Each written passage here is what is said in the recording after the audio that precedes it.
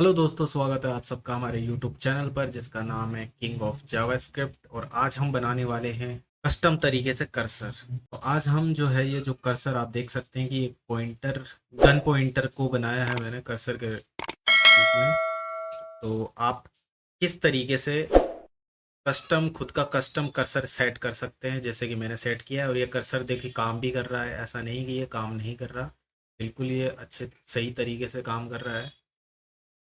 तो आप जो हैं, जो तरीका मैं बताने वाला हूँ उस तरीके से आप किसी भी तरह का कर्सर बना सकते हैं। आप खुद का HTML CSS से या इमेज वगैरह कुछ भी लगा सकते हैं।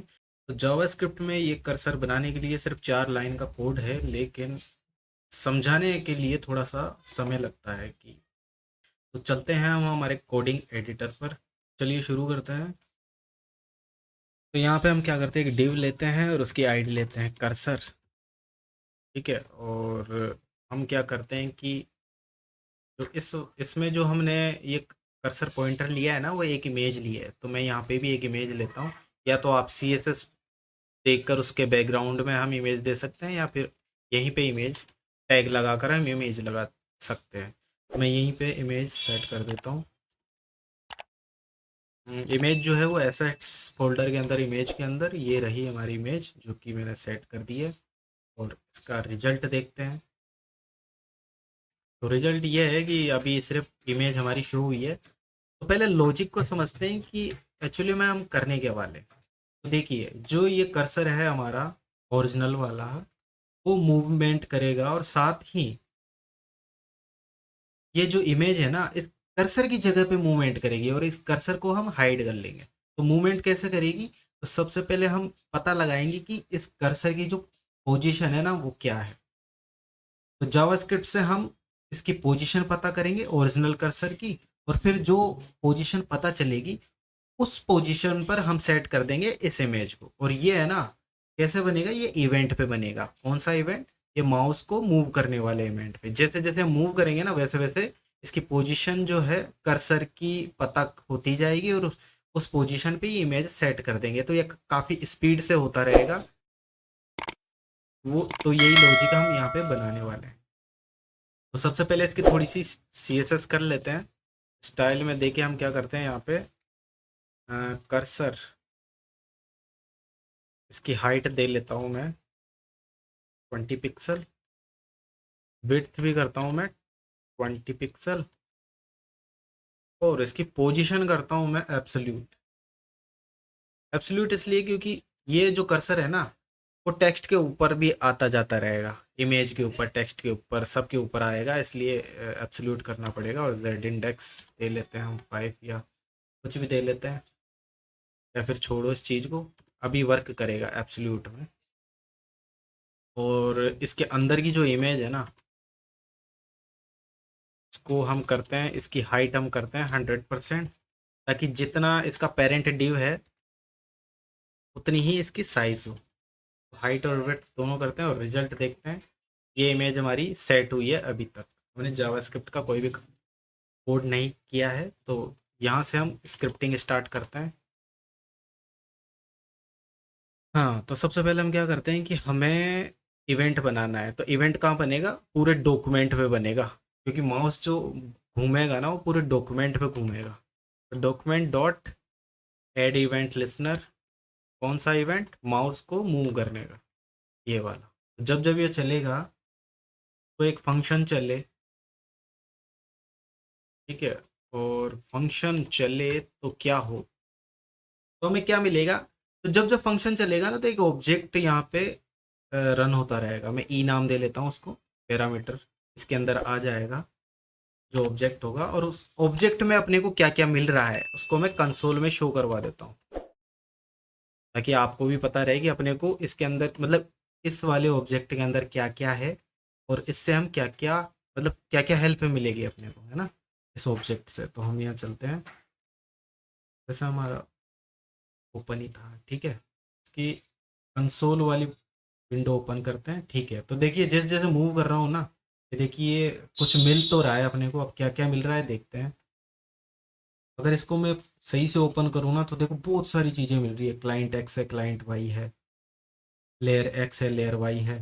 देखो दोनों की जो अंदर वैल्यू आ रही है ना वो सेम सेम आ रही है ना, बहुत सारी चीज़ें मिल रही है। तो अपने को क्या चाहिए, तो अपने को देखिए यहाँ पे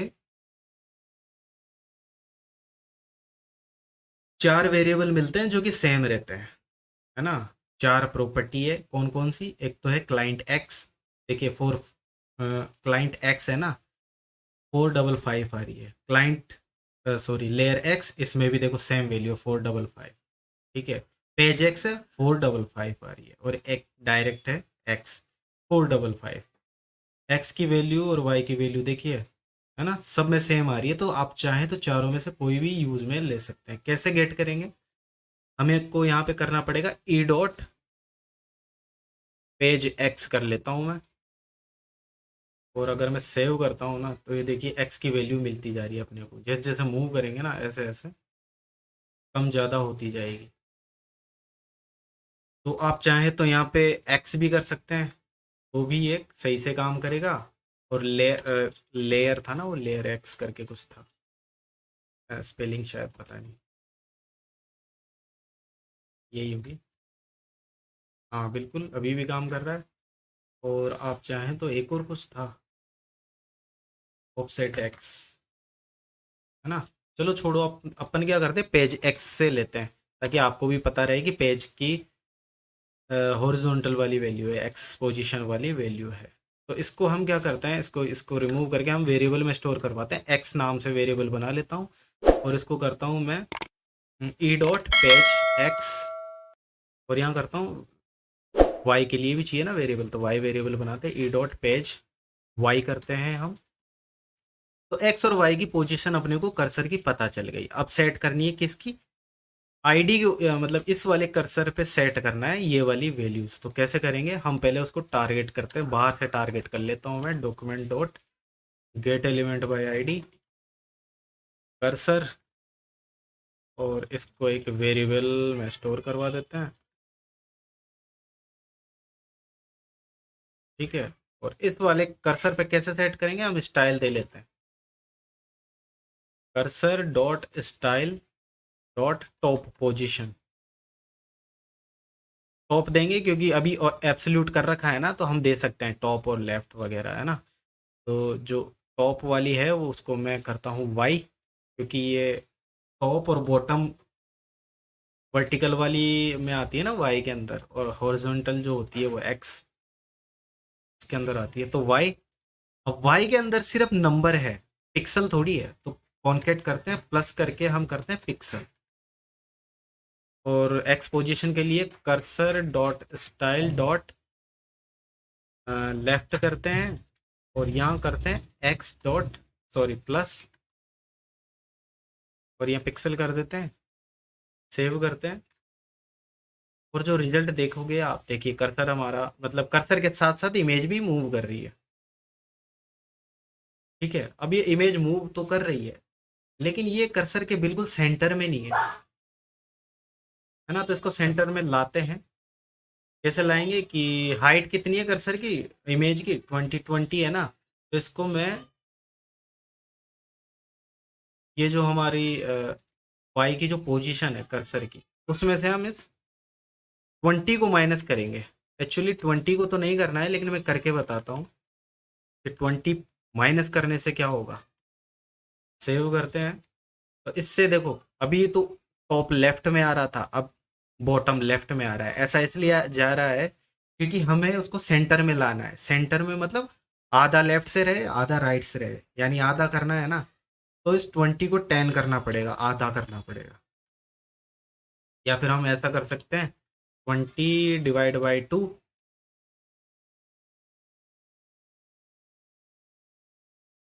अब देख सेंटर में आ गया है ना कर्सर। लेकिन अब एक और प्रॉब्लम है। अभी मान लो कि हमारा जो इमेज है वो आपने दूसरी ली है ना, और उसके साइज कुछ ज़्यादा है, 100 हो गई। तो मामला ये देखो फिर से बिगड़ गया, अब ये टॉप लेफ्ट में आ गया। तो हम क्या करेंगे, जो आ रही है ना वैल्यू 20, वो किसकी है, इसकी हाइट है। हाइट है, और ये वाली 20 इसकी विड्थ है। तो हम क्या करते हैं, इसको डायनामिक जावास्क्रिप्ट से गेट करेंगे। तो कैसे कर सकते हैं, इस कर्सर को हमने टारगेट किया है इससे, मतलब इस कर्सर को हमने टारगेट किया है इससे, तो इस वाले डिव से हम आसानी से गेट कर सकते हैं इसकी हाइट और विड्थ। कैसे करेंगे, तो हम इसकी जगह हम क्या करते हैं, कर्सर डॉट ऑफसेट हाइट करेंगे हम।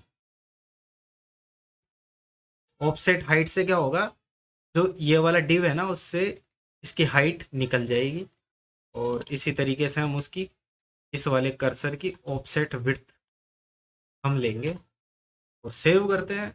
अब देखते हैं रिजल्ट, ये देखिए बिल्कुल कर्सर जो है सेंटर में आ रहा है। अब चाहे आप इसको, आप इसकी कितनी ही साइज दे लो, ये उसके सेंटर में ही रहेगा, ये देखो, है ना। मैं वापस से 20 ही कर लेता हूँ क्योंकि 20 सही है, न ज़्यादा बड़ा न ज़्यादा छोटा। हाँ वैसे ज़्यादा छोटा लग रहा है तो कोई बात नहीं। और अब क्या कर सकते हैं, हम करेंगे अपने कर्सर को हाइट, है ना, जो मेन कर्सर था ना डिफ़ॉल्ट वाला उसको करेंगे हाइट। तो कैसे, कर्सर नन कर देंगे हम, और वो हमारा कर्सर चला गया। अभी बचा है वो सिर्फ हमारी इमेज है। तो ये बन गया है, लेकिन अभी एक और समस्या आएगी। तो समस्या ये आएगी कि मान लो हमारे पेज में बटन्स हैं, एंकर टैग है बहुत सारे,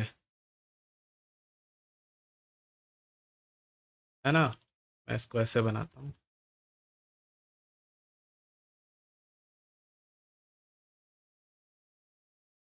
क्लिक मी।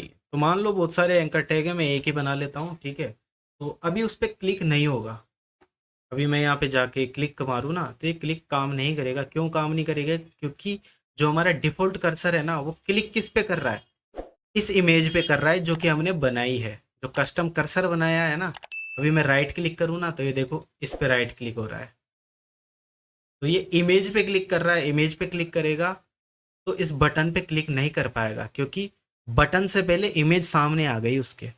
तो इसके लिए हम क्या करेंगे, सिंपली आपको CSS में ये जो कर्सर है ना उसमें क्या करना पड़ेगा, पॉइंटर इवेंट्स है उसको नन करना पड़ेगा। ये हमारे डिफ़ॉल्ट कर्सर जो होता है ना उसके इवेंट्स को ऑफ कर देगा, और अब हमारा मेन कर्सर इस पे काम करेगा। तो अब मैं क्लिक मारूंगा तो ये देखिए इस पेज पे चला गया। रिफ्रेश करते हैं, अब देखिए यहाँ पे क्लिक मारते हैं, बिल्कुल इस पेज पे चला गया। और अब मैंने बोला था कि ये प्रोग्राम तो 4 लाइन का है, ये 6 लाइन 7 लाइन हो गई है। तो एक्चुअली क्या है कि हमने एक्स और वाई जो वेरिएबल है ना वो समझाने के लिए मैंने लिया था। आप चाहें तो इस एक्स और वाई की जगह है ना सिंपली ये सीधा सीधा यहाँ पे लिख दे कॉपी करके, ये ई डॉट पेज वाई है ना, मैं यहाँ पे लगा देता हूँ। और ये ई डॉट पेज एक्स है वो मैं यहाँ लगा देता हूँ। अब इस 2 लाइन की हमें ज़रूरत नहीं है, इसको मैं कमेंट करता हूँ। और जो हमारा ये देखो 1 2 3 4 4 लाइन का कोड है, कोई ज़्यादा प्रॉब्लम वाली बात नहीं है। देखिए अभी भी हमारा काम कर रहा है। तो ये प्रोग्राम हमारा आपको कैसा लगा मुझे कमेंट सेक्शन में ज़रूर बताएं। मेरे चैनल को सब्सक्राइब करें। Thanks for the watching.